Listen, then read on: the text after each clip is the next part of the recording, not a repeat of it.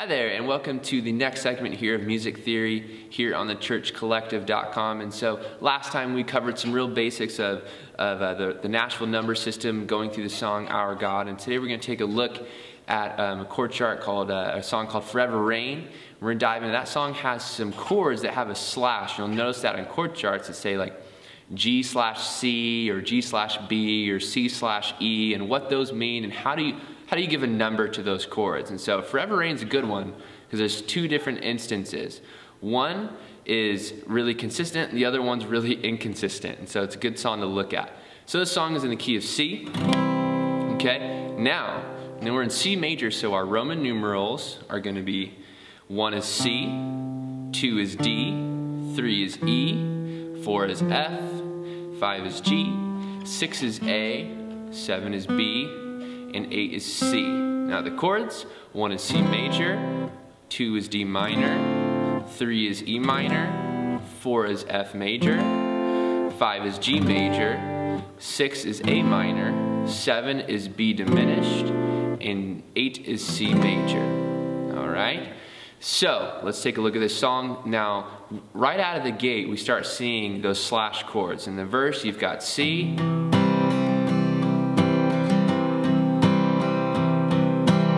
G/B.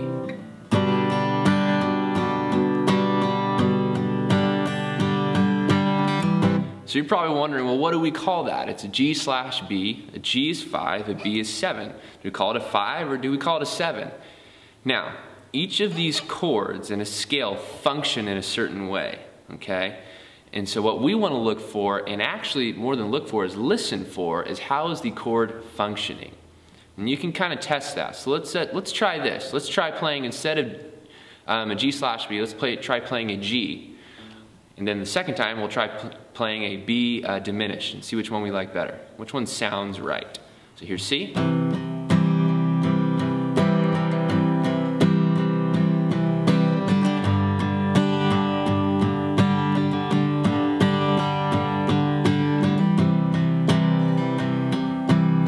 Okay, now let's listen to the B diminished. That was a G.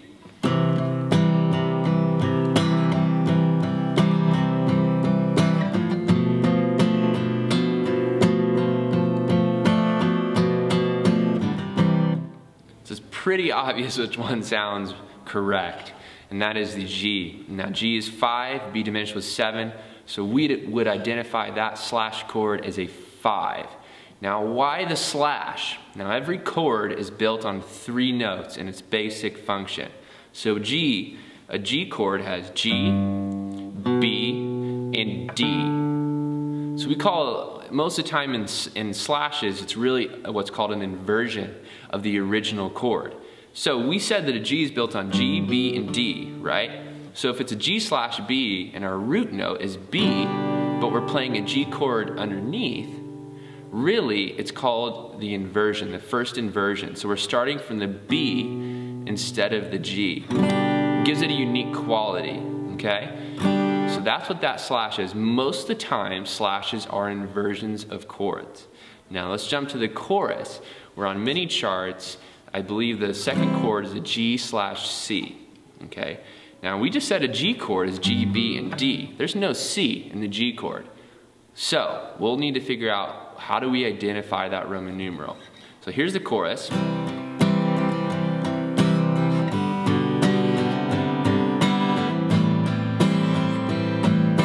Okay, so that second chord, the G/C, is what we need to identify. Okay, so let's replace that chord with, instead of a G, let's just keep it C and not move it. Let's try that.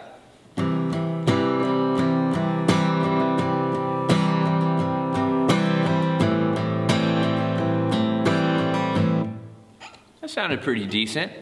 Let's try replacing it with G instead of C.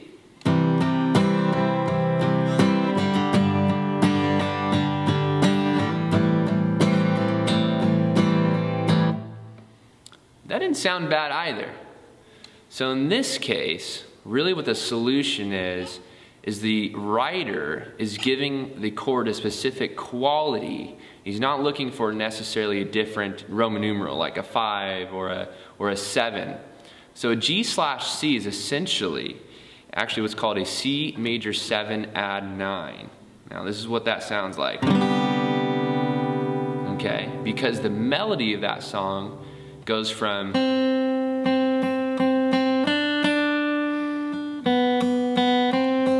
so the melody moves over that C major 7 add 9, so which is why that quality gets that sound. And so really it's more of a writing move than it is a chord function move. So it's just looking for a pretty chord ultimately that works with the melody. So let's hear that again. So here's the way the writer intended.